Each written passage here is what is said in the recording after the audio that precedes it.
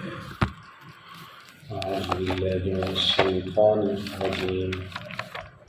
بسم الله الرحمن الرحيم.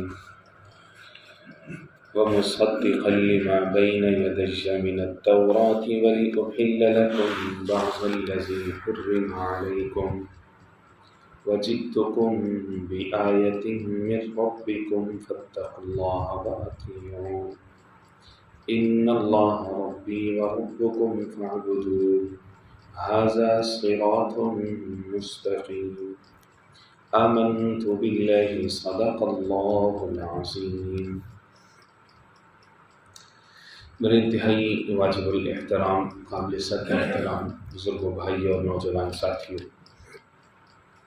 آج کے درس میں قرآن مجید کتاب حکمت کی سورہ نمبر 3 سورہ آل عمران کی 2 آیات مبارکہ، آیت نمبر 50 اور آیت نمبر 51، یہ شامل ہیں گزشتہ درس میں شامل آیات مبارکہ سے جناب سیدنا مسیح عیسیٰ بن مریم علیہ السلام کی معجزانہ ولادت اور ان کی صفات، ان کی خصوصیات اور ان کے معجزات کا تذکرہ چلا آ رہا ہے۔ اسی کا ہی تذکرہ مزید آج کے درس میں شامل آیات مبارکہ کے اندر موجود ہے کہ جس میں جناب عیسیٰ علیہ السلام آ کر کے یہود سے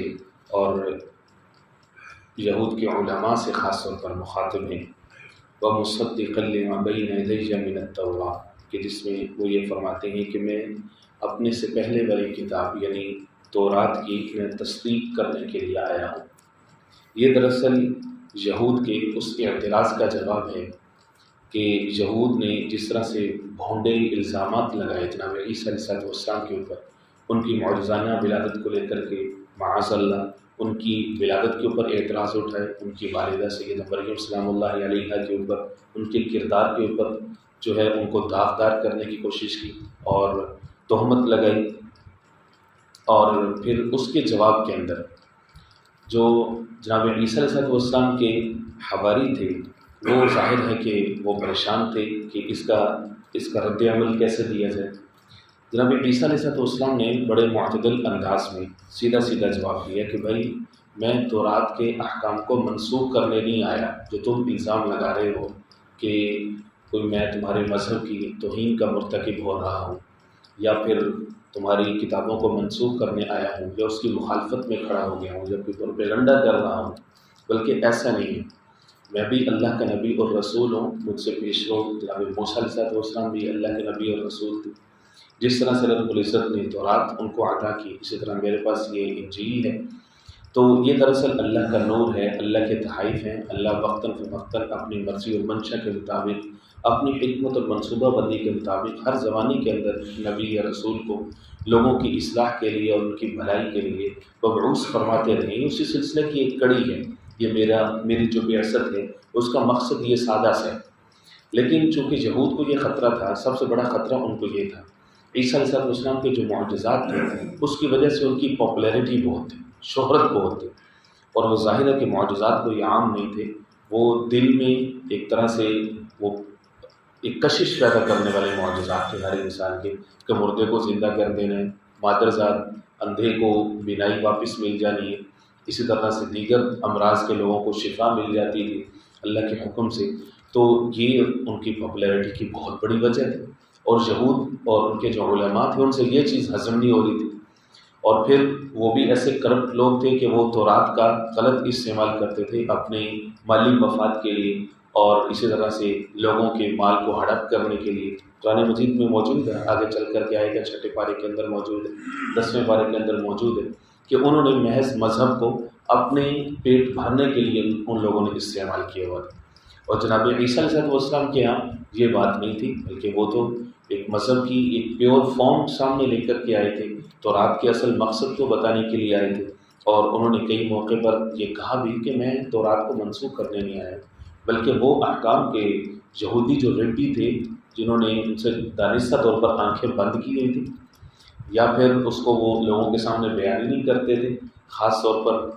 جو مجرم لوگ ہوتے تھے اس میں جو طاقتور ہوتے تھے یہود کے علماء، ان کے بارے میں کچھ اور فیصلہ کرتے تھے، اور جو کمزور لوگ ہوتے تھے ان کے اوپر وہ قانون کو لاگو کر دیتے تھے، جہاں سے کوئی مفاد ہوتا تھا تو وہاں پہ اس کلام کو چھپا لیا کرتے تھے۔ تو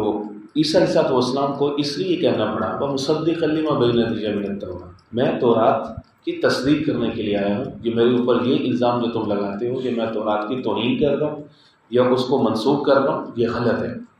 بین یدی من التوراۃ وَلِأُحِلَّ لَكُمْ بَعْضَ الَّذِي حُرِّمَ عَلَيْكُمْ، اور میں کیا کر رہا ہوں، میں تمہارے لیے حلال کر رہا ہوں بعض وہ چیزیں جو تم پر حرام کر دی گئی تھی۔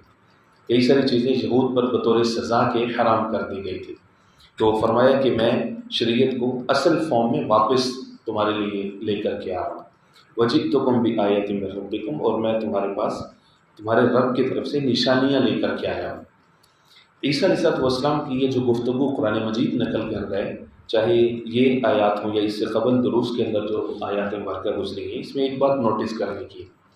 اور وہ یہ ہے کہ وہ بار بار تمہارا رب، میرا رب، اللہ،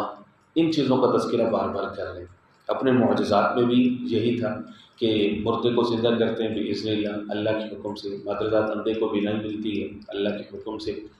ہر جگہ پہ اللہ کے حکم کا تذکرہ۔ قرآن مجید اس کے اوپر کیوں زور دے رہے ہیں، کیوں اس کے اوپر انسسٹ کر رہے ہیں؟ اس کے اندر صرف یہود کی اصلاح موجود نہیں ہے کہ یہود کو جو ہے وہ ان کو جواب دیا جا رہا ہے جو عیسیٰ علیہ السلام اور ان کی والدہ پر بہتان لگاتے تھے، بلکہ اس میں جو عیسائی ہیں، ہر زمانے کے جو نصرانی ہیں، ان کے اندر جو بدعقیدگی پھیلی کہ ان معجزات کی وجہ سے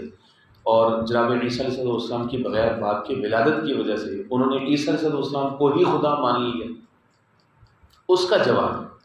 کہ جناب عیسیٰ علیہ السلام تو خود کو خدا بنانے کے لیے نہیں آئے، نہ ہی پیش کرنے کے لیے آئے۔ اور یہ والا جو نقطہ ہے یہ اپنے عروج پہ پہنچے گا وہاں پر جا کر کے سورہ مائدہ کے آخری رکوع کے اندر جا کر کے، کہ جس میں رب العزت نے حشر کا نقشہ کھینچا کہ پوری انسانیت موجود ہے اور اس کے سامنے جناب عیسیٰ علیہ السلام سے اللہ مخاطب ہے۔ وَإِذْ قَالَ اللَّهُ يَا عِيسَى ابْنَ مَرْيَمَ، جب اللہ فرمائیں گے اے عیسیٰ بن مریم أَأَنْتَ قُلْتَ لِلنَّاسِ، کیا تو نے لوگوں کو کہا تھا، حالانکہ اللہ کو پتہ ہے کس نے نہیں کہا، أَأَنْتَ قُلْتَ لِلنَّاسِ اتخذونی امی و الہین من دون اللہ، کہ مجھے اور میری ماں کو تم خدا بنا لو من دون اللہ۔ عیسیٰ علیہ السلام پوری انسانیت کے سامنے، اللہ کے سامنے کھڑے اور اللہ رب العزت ان سے یہ سوال کر،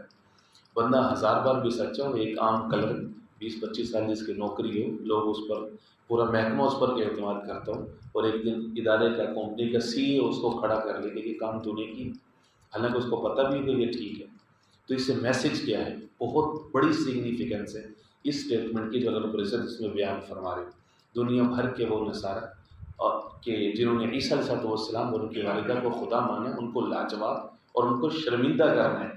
کہ اللہ رب العزت جناب عیسیٰ سے یہ پوچھ رہے ہیں کیا آپ نے کہا؟ وہ آگے سے کہتے ہیں سبحان